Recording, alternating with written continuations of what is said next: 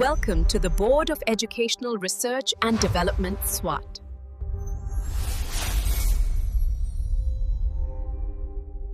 अस्सलामुअलैकुम, Saeeda Mariam Naqvi's here from the Moonlight International Publishers. आज हम सीखेंगे अरकान साजी। तो अलिफ से दो हरफी अल्फाज पढ़ना सीखेंगे।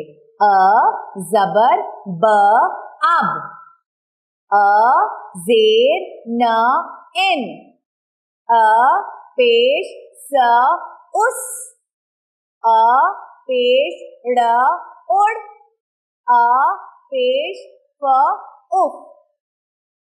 अलिफ से हरफी अल्फाज अ ओ र और, अ ब द अबद, अ द अदा अदा, अ ज ल अजल, अ स्व ल असल।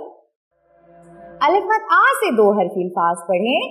आ ब आब, आप आप, आ आस, आ ड़ आड़, आ ग आग।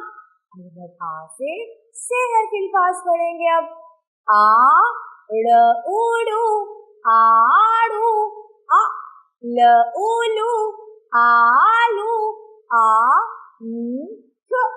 आंख, आ र इरी आरी, अ प अपा आपा। तो हमने अलिफ और अलिफ मद आ से अल्फाज। आज हमने अलिफ और अलिफ मद आ से अरकान साजी सीखी। आपने इसकी अच्छी तरह से पढ़ाई और लिखाई करनी है। अल्लाह हाफ़िज़।